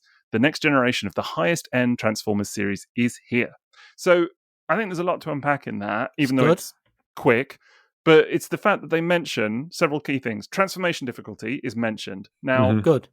That's important because MP44, that was one of the big critiques. Like, it was. No reason I didn't buy it because it looked like hell on small plastic rubber wheels. So, but I think so. It can't mean it because someone asked about this. They were like, "It can't mean it's harder, less complex, or more complex." But it can't be harder. It can't be harder. That'd be cruel. No, it just cannot be harder than MP44. Surely, but that shows an awareness, doesn't it? That they do pay attention sometimes. Totally. Because it was becoming like a joke with Masterpiece, where people, once you were out of the Masterpiece camp, the stone you throw back was always like, God, it looks so complicated now. Like it's gone too far from the halcyon days of MP Sideswipe, which felt like you were picking up like a complex deluxe. You know, you could just Yeah. transform it back and forth. But Well, it then you got basically to was. MP44 and a Hound, and it was just like some kind of mad hellscape of nightmares. Well, I remember they put out, when they released MP44, they put out, I think it was in Figure King or something, there was like the step-by-step pictures of it transforming, and it was like a side of A4, and it was quite small pictures. There was, I don't know, like 20, 30 pictures of this thing in various stages of transformation that they put out. This is the thing. And it was funny. I thought it was pretty cool. I do enjoy the transformation of MP44 still. I think it's very clever. Although, again, it's not something I'd want to do every day. But I thought it was funny because they put this thing out almost like it was like a flex, like, oh, check this out. And the general reaction to it was, what the f*** is that? Yeah. You know? That looks horrific. What? You know, I mean, you want me to spend $350 to do this? Like, it was... This looks like work. Yeah. That was the trend started with Megatron as well, wasn't it? Do you remember Megatron? Yeah. I love that. Like, that's different though, because I feel like what that achieves is something... amazing to get to a gun that looks and feels like that does. But whereas with Optimus Prime, with MP44, what I always thought made that really egregious was that character has been done in very similar styles so many times that to go that far for MP44 with that many steps just felt so over the top. It was like you could have taken another pass or two at this and then refined this down. Yes, yeah. Well, interestingly, I think in a way, MPG 17... we don't have it in hand yet, so we can't definitively say, but it seems to prove that to an extent, because if you look at the transformation, they've released a couple of videos of it since transforming. Looks amazing, straightforward. It looks like the MP10, MP1 because obviously MP10 and MP1 share a lot of transformation traits as well, like the way that the wheels fold down from inside the abs and that kind of stuff. This also does the same thing, but it's been refined, and I think that is interesting because it's like they've gone back to the journey that they were on up until MP10, before MP44, and it's almost like they've picked up from that point and gone, well, what if we took what we did there and kind of, you know, evolve that a little bit? So I think that is fascinating. But the stuff as well about, you know, proportions and details, movement and posing, it's clearly superposable, but also this element of vehicle play and weapon play, because I've heard it said as well that they're trying to incorporate a little bit more like features in terms of the alt mode, in terms of actually making it like a playable, you know, vehicle mode. And then having the weapons and stuff be interactive and that kind of stuff. So to me, it sounds all positive. It does. It sounds kind of, you know, because I'm looking at the figure here as well. I think just looking at the hands as well, they've been simplified. It's a bit of a guess. I think this is a render as well, but it does look like there is less posability in the hands. There's maybe not as many knuckles and stuff like that. That's fine though. I'm okay with that, right? Because it's, as we were saying earlier, it's got peg points for different weapons. Even just looking at the blades and how they're constructed as well. The Beyblades, exactly. When you said that, I was like, how was that? That must have come up before, because that is just too perfect. I was like, that. That's really good. That's clever. The funny people, man. The funny people are the ones coming back going, they're Rise of the Beasts blades, actually. And it's like, come on, it's a joke. You know, treat it with a sense of humour. He uses them in which? Revenge of the Fallen. One. Yeah. He does. He slices freaking people with it. Chop someone's face off, doesn't he, in the first one? He does, like but they look slightly different in Rise of the Beast. They were redesigned for Rise of the Beast, and these ones on MPG 17 look more like the ones that were in Rise of the Beast. So that's what I think where people are like, God, people will but come on, we all know where they're from. It's the Beyblades. The Beyblades. Yeah, that's perfect. That's great. Give yourself a pat on the back, because that's. I'm not going to call them Rise of the Beasts blades. Am I? I mean, it's, you know, it doesn't have the same ring. Beast blades, does it? Yeah. Beast blades. Their claws, talons. Brilliant. Not to mention that Michael Bay produced Rise of the Beasts anyway. And, valid. That's true. Let's just put all of that to one side. Yeah, you know, whatever. Yeah. What I love about this is when you, at first glance, like, there's a lot of MP10, but then like the cab is square, and then you get the head, and that's what I think really sets this off. Is the head feels like it's almost like classics again, in that it's the Optimus Prime, but modernized. You know, it's not like accurate to anything, but it's accurate to everything. You know, it's influenced by everything. Sorry, agreed. More than accurate. Yes. Like the second you see it, you go, "That's Optimus Prime." It's not an Optimus Prime head, very specifically accurate to something, but it's like a very definitive style Optimus Prime head. It's like your signature icon. All the elements are there. The big ears are great, and I just loved seeing. I'm a big Optimus Prime guy, so I love seeing Optimus Prime's G1 form, but done slightly different each time. It's Like cool, with isn't it? different elements and stuff. And does. seeing it here again, you're like, oh, Yeah, that head sculpt new. is stunning. Drop down hips. Have you? Which cool. means he's gonna be able to kick. Have you guys seen the grey resin model? Did you see this Yeah, in one of the videos? Even better. Amazing! It looks amazing. Just So beautiful, good. just Yeah. beautiful. I just shared a little picture of it there. I just think you can really appreciate the details on the sculpt in that on that resin Yeah. model, obviously. But Totally. and it just shows as well how great they again in the blurb they talked about the proportions of the thing, and I can absolutely see what they're talking about, because look at the way that like the thighs are kind of shaped, versus the legs, the lower Yeah. legs, The smokestacks, the sort of silhouette, the smokestacks. It all feels like a very idealized. Look, if you The were shins, gonna the knees Yeah. even like yeah, the the way knees the are knees right. nice. poke Yeah. up a bit and have vents on them. It's like that's not uncommon, but it's different here, just slightly. Everything is like you say. Yeah, you're right. It's a little bit Studio Ox to me, almost. Like if you Yeah. were going to draw this character in manga or whatever it is, this is kind of what it would look like. It's got almost, Gundam vibes on that Yeah. head sculpt. With It does. the large antenna, ears. Yeah, Yeah, totally. it does. It does, and I love that. It's a really nice look. It's very. There's like an IDW vibe to it as well. But, Yes, that's also very true. but I think that just speaks to the amount of influences Optimus Prime has over the years, and how many, whenever he appears in something, how many of those influences carry over. So every time you see it, like, oh, it looks like something else, and you can trace it to so many different places, and that's because they all pull from the same source and then add something slightly different, so it always looks recognizable, not the same, but you know what I mean. You look at it and you know exactly what it is, and you go, yep, that's exactly like something else, even though it might not be. It's just slightly different and changed. Yeah, I completely agree with Totally. that. And that's kind of why I don't... Like, I'm not going to lie. When I first heard the rumor, they're going to do another, Masterpiece Optimus or whatever, even I was like, really? Do you know what I mean? Like, I genuinely was, because I was kind of like, okay, sure. Do you know what I mean? Again? Like... And again, I reiterate what I said earlier about it's really only once, like an average of every 6 or 7 years or something, if you think about it. But still, where we were at, it seemed strange to just be redoing that character when MP44 was only in, 2019, I think it was? Yeah. But having seen the thing, perfect. Absolutely bring it on. Like, it is just so beautiful, and I just can't wait to check it out in hand. And I'm kind of intrigued about what it means for MPG moving forward, actually. Like, are they going to redo other characters to look like this? Are we going to get a Prowl or a Sideswipe or a Megatron to kind of match this? Or are they going to maybe some more left field characters like Starsaber again, or even more other generations? Like if they're going to bring in like Siege and Bay stuff and whatever into the mix as well. That's interesting. That could be quite weird to see. Yeah. Maybe Beast Wars as well. I don't know. Like, I'm just spitballing now, but it's great because the last one we had was obviously MPG Jinrai, which still looks very much like the cartoon. Yeah. So this coming hot on the heels of that is very much like, ta-da, that door is now shut to the cartoon, because you still felt that's where to go. So when these rumors were about if there's going to be a new Optimus Prime, all I thought was, it's just going to be another one that looks like the cartoon. Same.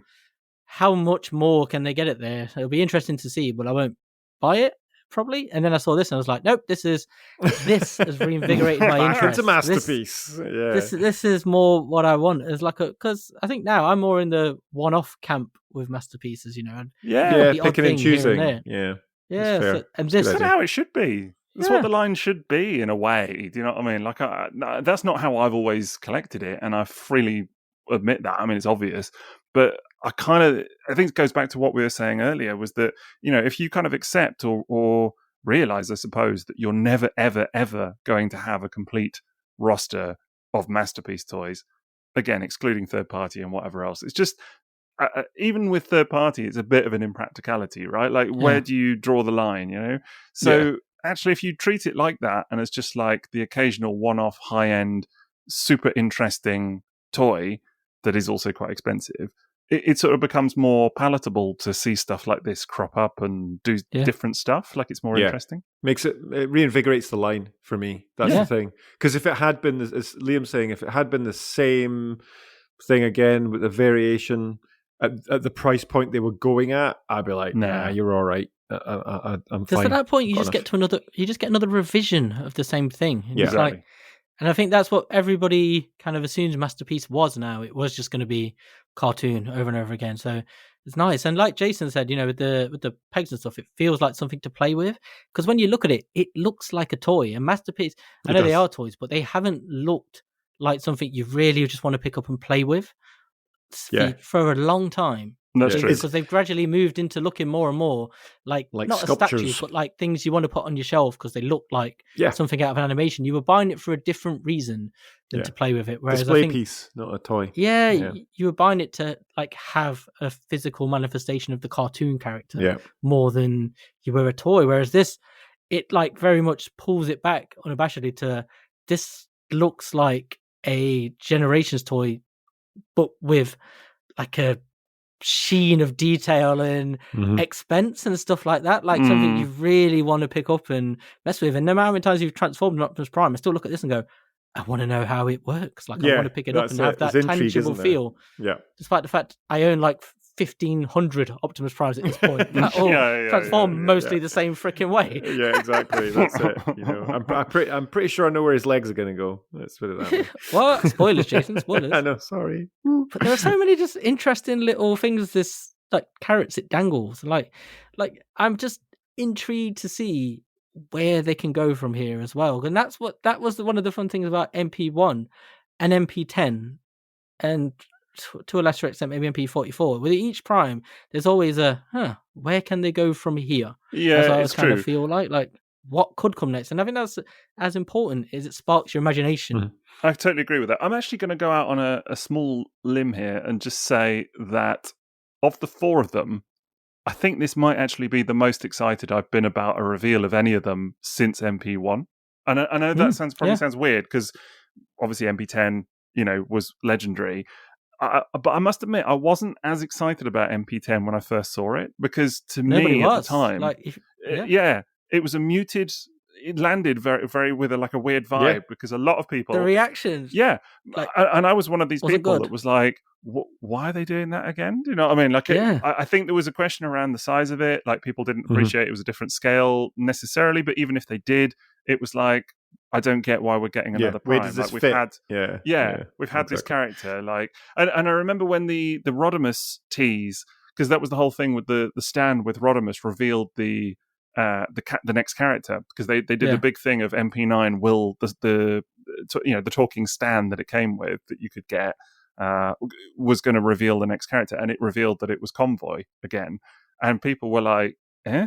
Yeah, so the whole thing from the start was just very weird. And I must admit, even seeing it, the design of it, and realizing that it had transformational elements that were, they were refined, but they were also present on MP1, felt strange to me. It was like, okay, what are we doing here? I don't get this.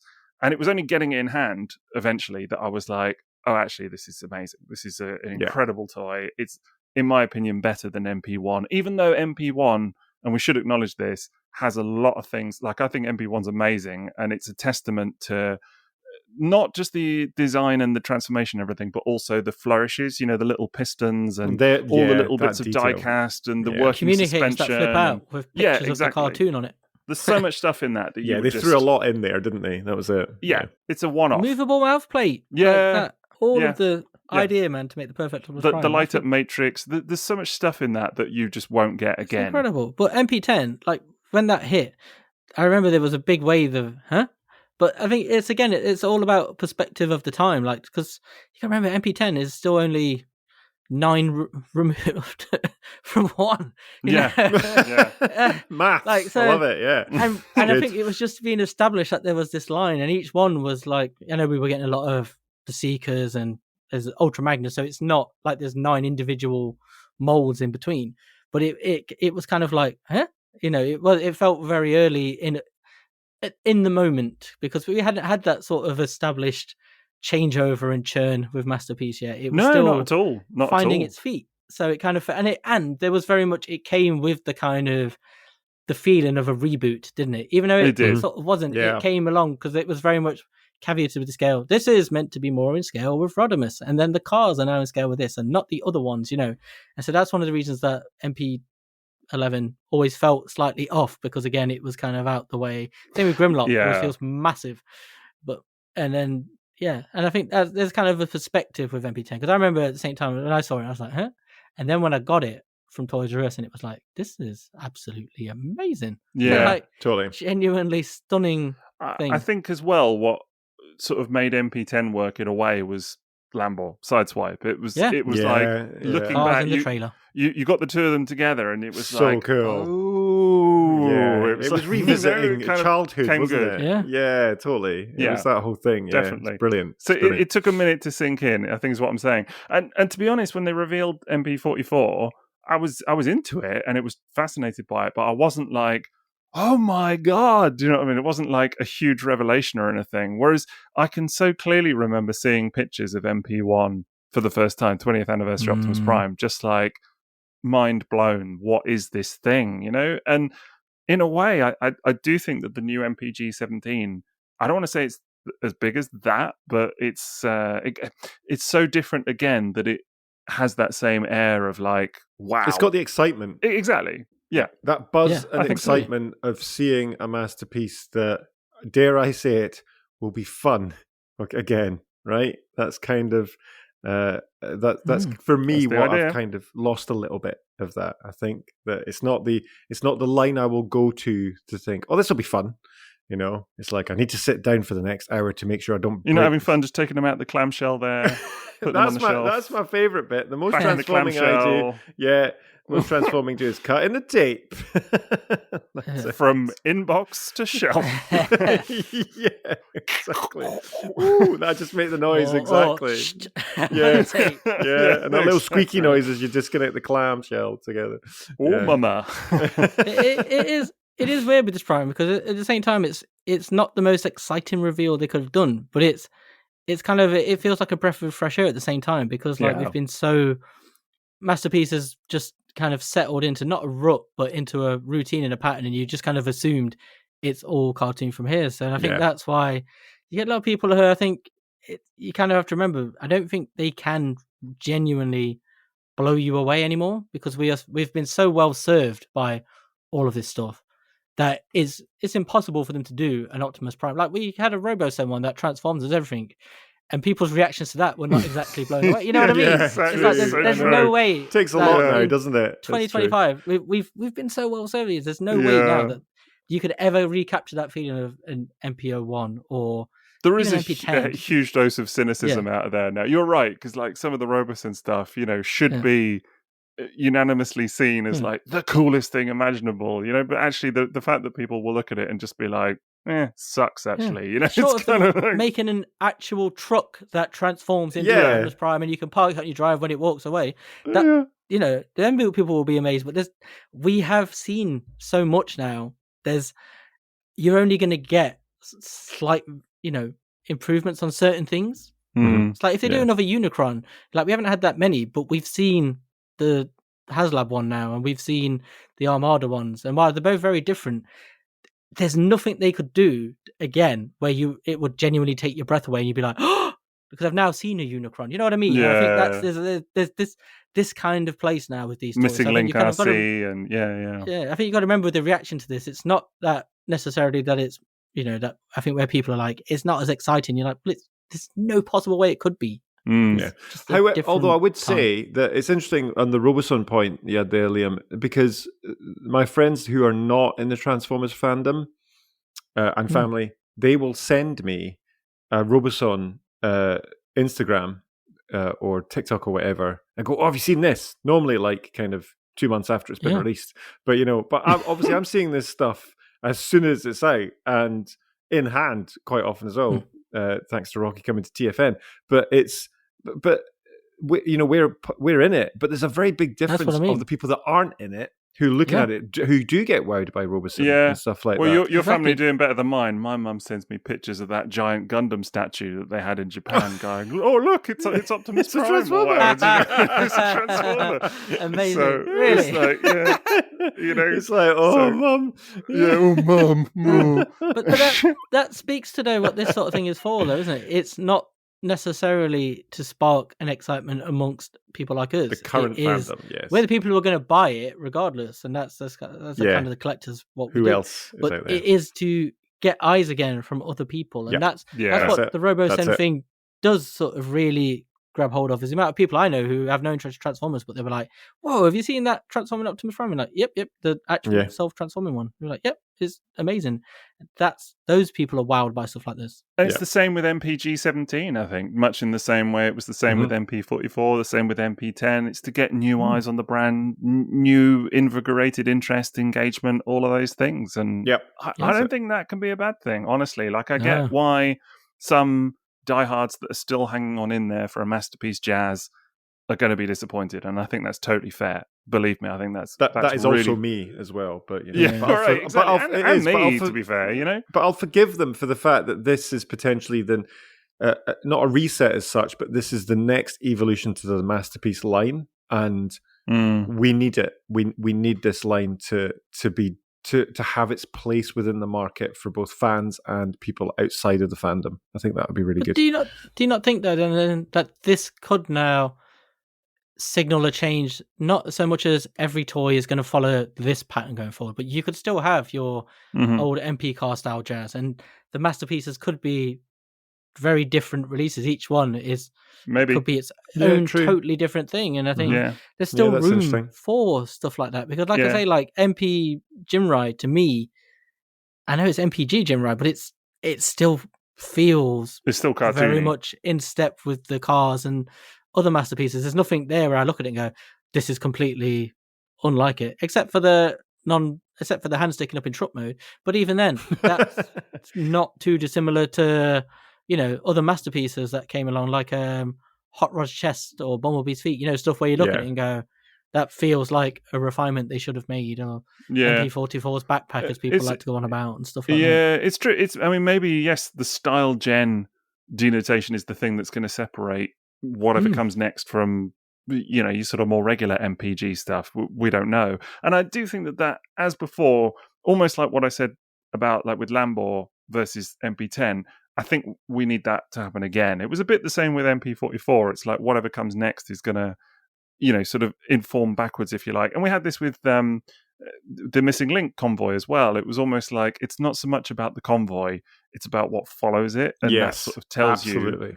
It puts the convoy into context, if that sort of makes sense. And I think this will be it now. Like, whatever the next, you know, MPG 18 is, or I don't know if they've revealed 18 yet. I'm guessing not. I've not been keeping up with the numbers. But whatever the next style gen release is, it could be Prowl, or it could be, I don't know, Sky Gary, or it could be Diatlas, or it could be, I don't know, Beast Wars Tigatron, or do you know what I mean? Or it could be anything.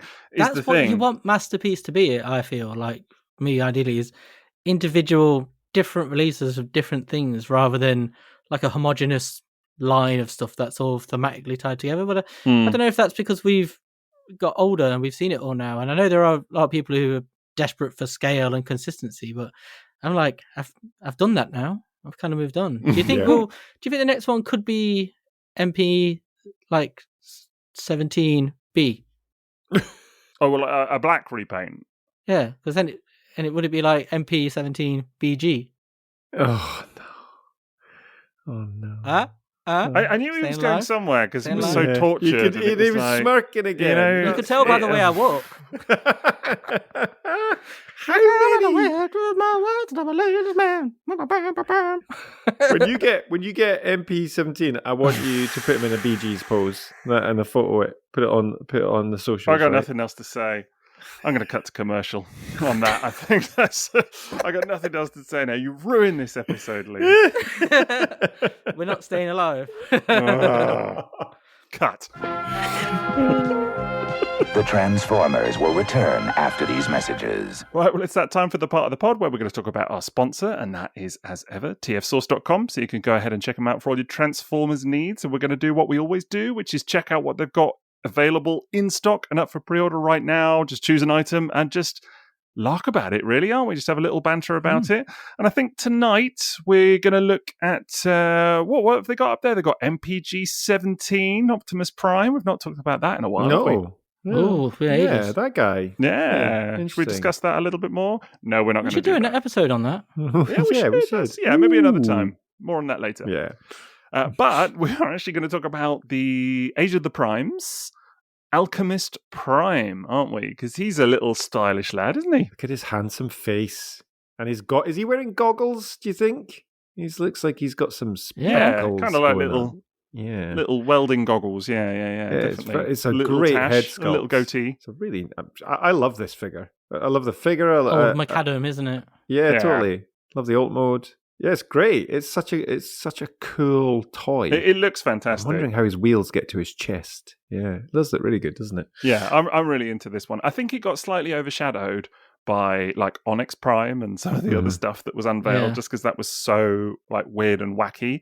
And like of the primes that have been unveiled so far, this is perhaps the most nondescript in a way. Yeah. Like it's the most sort of ordinary looking Transformer. I don't know. Looks like a bulkhead, doesn't it? Yeah, exactly. It looks like other stuff a little bit, even though it's got the face hair and that kind of stuff. You know, I think it's because it's a green SUV type truck thing, isn't it? So yeah, it's very much a bulkheady style looking thing. It looks cool. I like the car mode. The feet hanging out the back is a choice, but yeah, good point. Yeah, like he's probably dragging his feet everywhere he drives. Are they hanging out the back? Oh, yeah. So all the photos we're looking at here on TFSO's website do not show the back, but there were pictures recently of it. I think Mark Mayer posted them. Oh, right. And it looks really good. It just tickles me when you see the feet, just like really, they're just on the back of the truck. Is it like an Earthrise Ironhide type job? Is it one of those? Yeah, but slightly more egregious. Oh than no! that. Oh, really? That's, Oh, no, that's that's not good, But is it it? makes sense. It's a Cybertronian truck. It's fine. I Right. saw lots of people Yeah, going on about that's where it. your feet It's the only go. reason I brought it Yeah. up. But That forgives all ills, doesn't it? It's Cybertronian. Yeah. You it's know, the Get Out cause, isn't it? they all have feet hanging off the back. I'm intrigued about his accessories because on the back of the box he's doing some prime magic or something. He's like clipped them together to make them into. Do we know what they are? Is there any lore to these things? Energy weapons. Okay. Handcuffs. I don't know. I'm just saying Classic. they're kind of glowy, aren't they? Glowy, exactly. But They look like handcuffs. They're for his private time with Mrs. Alchemist Prime. Perhaps so. Yeah. He's got kind of a hipster vibe to me. I don't know. It's a combo of the glasses, the little mustache. yeah, his handcuffs. Jason, he looks a little bit like you, actually, if I may Do you say. think? I I think think it's I'm getting a facial haircut hair. tomorrow, so I'll do a little trim and see if I can make Yeah. myself look like Alchemist Prime. That could be my look for TFN. It could be. Get yourself a pair of welding goggles. Yeah, exactly. And, I'll dye my well, beard, you know. Do It's you like- know where the inspiration for this guy comes from? No. Hit me. Old Thew. Is it really? Mark Clonus, he put this in his Instagram post recently. Is that He said right? He No used way. yeah, Oh Thew's my God. appearance in the Cyberverse cartoon as. But I think he's talking about McAdams. You know. Right. Okay. Very- That's cool, yeah. though. That's very great. cool. I think McAdam. Am I right in thinking that McAdam in Cyberverse was based partly on Thew? I think that's I don't know if that's true. Yeah, but... I think that's always been the story. So, which is pretty cool. Ah, That's very okay. cool. Just posted a picture in the chat of the feet. Oh, really? Oof. Yeah, wow. Okay. Those are some honking big feet, aren't they? That is Dragging a his choice. heels there, isn't he? Yeah. And they're not hiding it Oh. with those blast effects either, are they? Oh my goodness. That's some pretty sneaky box photography. I think they've I photoshopped don't know. those out, Doesn't haven't that they? look like it's been de-transformed slightly though? Like they're not just hanging there the whole time, right? No, like it looks you like don't it could see flip them. yeah, it looks like it could flip Yeah. inside underneath, doesn't it? Yeah, that's true. Now people always do this, so I want to be clear here. That I'm You know what? Maybe they do look like flip. they maybe fold in. People always do this thing where they're like, they see a picture that they don't like, and they're like, "Oh, it Yeah. must be mistransformed." And I want to be clear that that's not what I'm doing here. But I just like when you look at the forward picture of this thing, you would be able to see those feet from the You side. would view. totally, no Unless they'd question. yeah, absolutely. Whereas there's a hinge or something at the top, so I kind of feel like that's what Mark has done here. Maybe is like folded them out specifically to show this maybe, little yeah. feature. Yeah. I don't Yeah, know. because look, there's The a gap. blast If you effects zoom and in, stuff. and there looks like there's a gap underneath the shell. at In the fact, back. yeah, he says here you can extend out his feet. So yeah, you're correct. They hide. Ah. They do. All is forgiven. Okay, all good. is forgiven. Still Take it buy back. it. Good. Okay then. Yeah, I'm in. God's sake, Liam, you nearly caused an international incident there. I know we're trying to recommend it to get it from TF Source, so you can. And Yeah. Do. Yeah, you can and should and maybe will. We don't know. But yeah, it's there. Go and check it out. Feet fold away, so all is good. Don't listen to Yeah. Liam. That's what No, I don't always listen to say me. anyway. Yeah, I always tell I people know that. nothing. I know nothing, mate. Nothing at all. Nothing. I mean, I didn't say that, by the way, but, you know. I'll cut you. Oh. Oh, Grenville. What's happening? No, I'm having a stroke. Liam's gone off on one now, so yeah, we're having an interesting one for the old sponsor seg there. But yeah, so anyway, do go and check out tfsource.com for all your Transformers needs. We now return to the Transformers. Okay, well, that's going to about do it for MPG 17 and various related Masterpiece Primes. I do feel like this is maybe a topic that we could revisit further down the line, either when we get the toys in hand or 6 months to a year after that, when Jason has finally taken his out of the clamshell. Whichever Trauma one, is I don't know. real. After therapy. Yeah, we can talk about it at some point anyway. So, yeah, exactly. but I do think this is a toy that we're going to see a few updates from. So doubtless it will come up in conversation at another point as well. So, but if you want to hear more about this and various other topics as well, and of course the place to be is our Patreon, because we have a wonderful Patreon at patreon.com/Triple Takeover, and it's got 5 glorious tiers of stuff, everything from early access to episodes like this, up to and sometimes over a week early, and then you get a pretty popping Discord, so I'm told anyway. Liam's always saying that.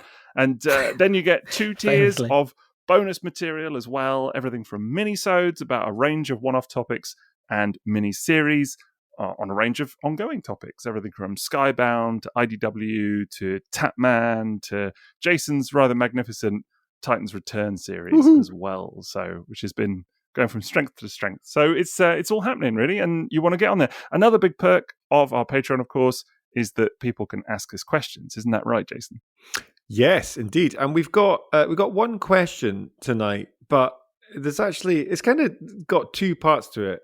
So Ooh. 2 for the price of 1 in this question, actually, if we extend it out a wee bit. But it is from TF at the Moon, which, for those that don't know, is the Mapes Brothers. So thank you very much, Mapes Brothers, for sending this in. Question for the who pod. you might Who you recognize. might know. Whom you may No. be aware of.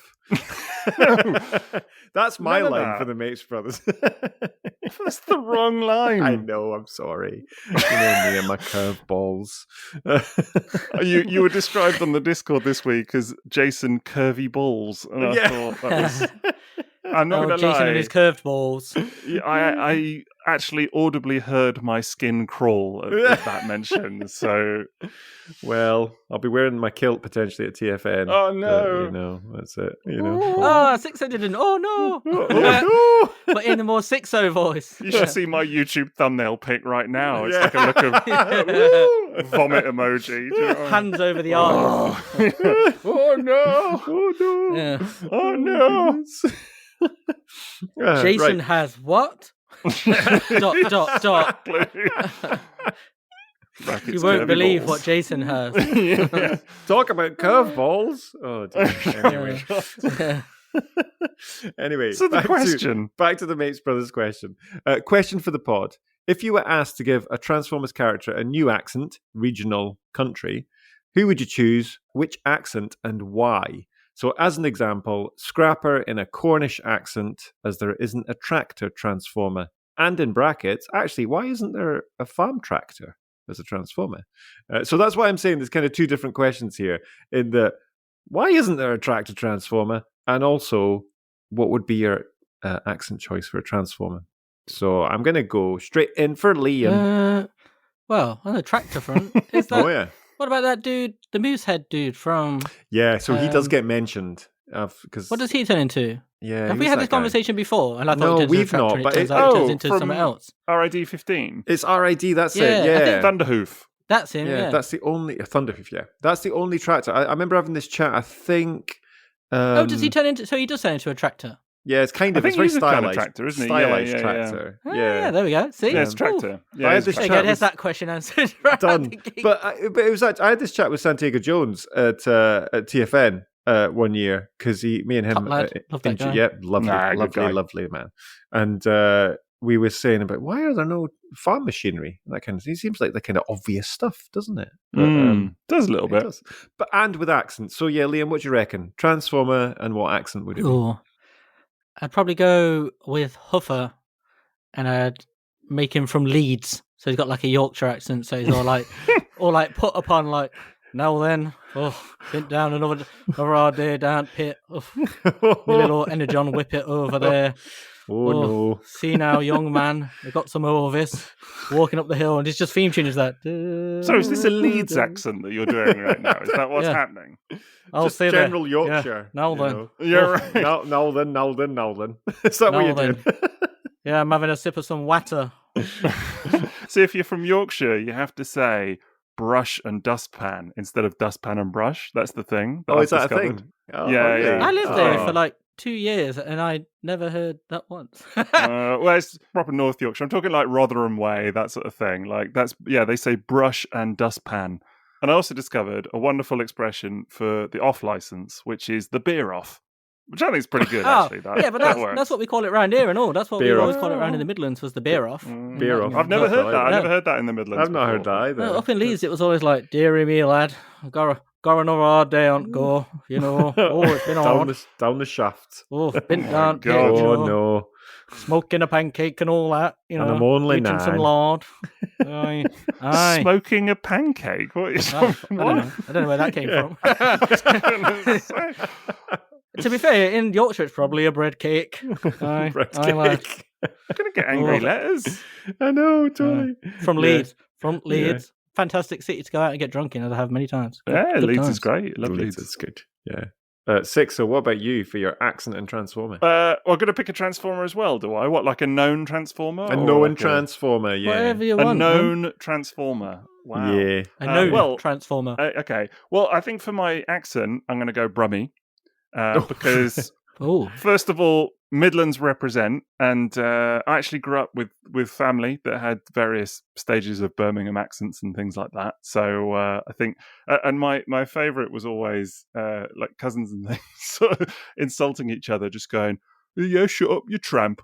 You know, and that sort of Brummy accent. That was hello. They always back in the thought day. like this, you know. It's always like, Well, that's a I can little bit imagine- Ringo which Starr, Transformer, but that's, you know, I don't know, Optimus Prime. Right, I love it. Brilliant. What What's Transform and roll out? Freedom is the right of all sentient beings. My name's Optimus Prime. Transform and roll out, you tramp. How you doing? That's not Birmingham. It's like you sound like you're That's gonna have a fight Birmingham. with somebody. That's Birmingham. What are you on about, man? You're like, That's Birmingham. all right, it's better than your Leeds. Transform and roll out. What's that? What You did sound you like just do Leeds there? again, What was Liam. that? That wasn't Birmingham either. But, you know. Yeah. Oh my goodness. My Birmingham was my Brummie was better than your Leeds. Your Brummy was not better than my Leeds. My Brummie was a lot better than your Leeds, you tramp. Oh, you're like a poor man's Jasper Carrot. There's a reference that nobody's going to get. dear. Honestly, do I people still know. talk about Jasper I Carrot? think he's still alive, isn't he? Still spots Birmingham City. Oh. But I used to go to Birmingham all the time. My ex-girlfriend from Dudley, and the mum used to always be like, "Oh, Dudley? hello, young flower." And I was like, "What the hell does that Oh, you mean?" flower. Bleeding out, love. You all right? Dudley. So it's like Dudley. Anyway, so I very would be wholeheartedly in favour of a Brummie Optimus Prime. There you go. Brummy Optimus Prime, love it. No, like our darkest hour. What? Now are you having a stroke? No, exactly. Ha ha ha ha ha. Oh, We've all had strokes tonight. Strokes for everybody. Yeah. Brilliant. There you I'm kind of torn in the. You all out of faith? Well, oh no, he's still going. Oh my god. Oh no. Crushed Is this how you feel, Jason? Just generally. This has been peak for you, Liam. Peak. Liam absolutely annihilated it. Yeah, you don't need to make any effort now for the next 3 episodes. That's it. Smashed it. Jason, are you cold and you're ashamed lying naked on the floor? Oh my goodness. So I think I either wanted to go really far south, like really posh, kind of like, you know, Wiltshire, that kind of area, and I'm trying to remember the Wiltshire accent is better. You know how good I am with accents, though, right? You remember how good I am. So we're in for Whoa, I need I'm to be excited for careful this. because I could Yeah. offend somebody quite quickly. Probably Ken. Actually, sorry if I did an Irish accent. But I'm thinking, you know, like to make a really posh. But I'm trying to think of a saying that would work with a posh accent. And I'm just going to sound like a Scottish person doing a posh accent now, aren't I? But I was thinking like Gears, but to be really posh, because I just think that would be... Okay. It'd be like, Jeeves, interesting. please flip. bring my champagne. That would be beautiful of you. You know, but he's obviously got an octave higher, because that's why... That's what I was going to say. What was that? Young Gears George would- Chedwin in Romeo and Juliet. I mean, Alas, I am forsaken, Prime. You know, oh, he went a bit Scottish there as well. we've got a bit of Pride and Prejudice here. I mean, Haven't I? Yes, exactly. what's the? Have we skipped eras as well? What's happening yeah. here? I know, I've gone steampunk. I'm enjoying it. Let's keep going. Yeah, let's keep going. This is a whole Jason's new... been This watching is, a bit too much Downton Abbey, I think. this is a whole new the series. Scottish version. Good God. Bring me my Energon cubes. Jason, have you ever heard the Scottish accent that happens in Transformers Cybertron? Oh, I've not in Have you heard Cybertron. it? I did in the Me- Bay movies. The Metroplex. Yeah. Have you heard this or not? I don't know if I had. Are you going to... Oh, please find it. I'll find it. Hang on. Bear me 1 second. I'll be able to find it very quickly. Okay. Okay, I've got it. I'm going to drop you a link. Okay. Here you go. You can listen to this, and we'll splice it in somehow so people can hear this as well. Because I really want to get your reaction to this clip. Right, you ready? There you go. I've posted the link. Old-time strangers! What is going to go wrong in this field while I'm around, you wee creatures?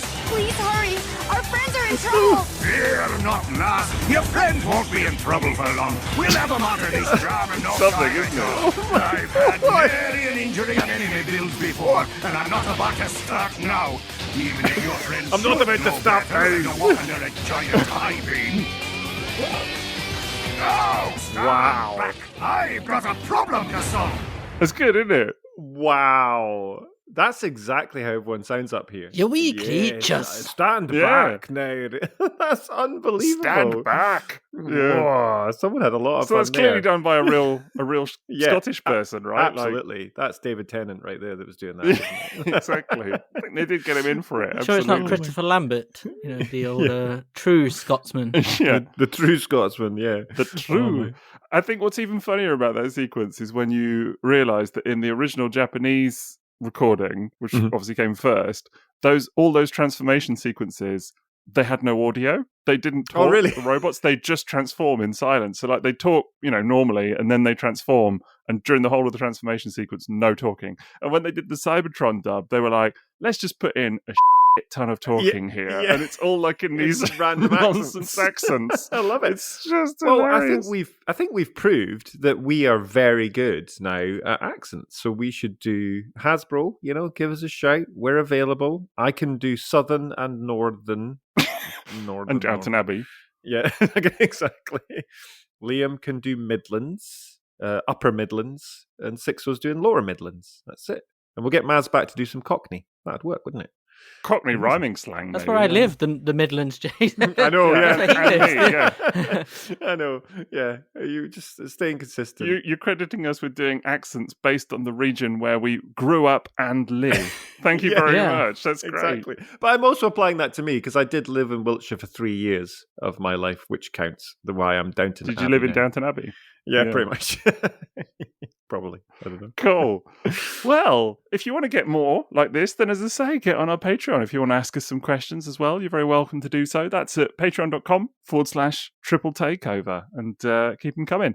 We do also have a sponsor for the evening, of course. As I said earlier, that is tfsource.com, so do go and check them out for all your Transformers needs. And if you want to keep in touch, Liam, what should they do? Hit us up on social media. We're on all the places. So just go to any of them and you'll find us. Great, Pick a cat, good. spin it by the tail. You'll hit one of Yeah. our social media. Wonderful. It's true. Prevalent. Don't do that, but Yeah. pick up a gremlin. There you go. Throw that. That's better. Yeah. So hit us up. We're all on Instagram, Twitter, Facebook, Blue Sky. We're also there. So yeah, Mm. head there. And Sixo, you are on all these places. I'm What on all those new places as videos- well. Yeah. What new videos have you got cooking that people should go and look up? I saw you had a Oh, Beast Wars Snake. guy on there. It's got a snake I on a got plane. a snake, We should Beast done Wars this. snake. Yes, Snake Rattle and Roll. Yeah, that was. You could have done hysterical. You could have done your thumbnail for that with like hands up, snake. I could have done, couldn't I? Yeah. Snakes. Or I could have done like I've had it with these mother fucking snakes. I could have Yeah. done that as well. That Yeah. face. Loads. You Yeah. should have done it with like the little Metal Gear Solid, like a whip above your head. He won't know 'Cause that. It's called though. Snake. Is that a computer game? Snake. Like a. Oh, I'm you never played Metal genuine Gear question. Solid? No, I never heard of There's it. no Oh, way oh, he how will you- have played that. Even that is. You know, A genuine question: is that a computer game? it is. Yes. Yes. Ah, So okay. it's a very famous computer game, and the main character is called Solid Snake. Solid And Snake. when you used to have the Japanese version, it'd be like when he died, it'd be like Snaker, Snaker. very Calling him on his little codec. Well, there you go. The more you know. Yeah. So I'm on all these things. I'm on YouTube, and I've done some videos on a snake and other robots. So On a snake. I sat on a snake. On a plane. Snake surfing. Yeah, I was just on a snake at the time. Slippery. Roller snake. That's why I pulled the face I did on the thumbnail. Yeah, so. exactly. Whoa. Yeah. Jason, you can be found on JSwags. jswags.com. Yes, I can. And I can a be found website. anywhere there's an app. There we go. That's it. Succinct. Job done. Yeah, love Done. it. In and out. Nice. Love it. Yeah. Nice. All right. Well, that's going to about do it for MPG / MP chat and NSA. Maybe we'll return to this further down the line. But until then, you'll just have to bid us adieu for another episode. It's been great fun. So catch us for the next one.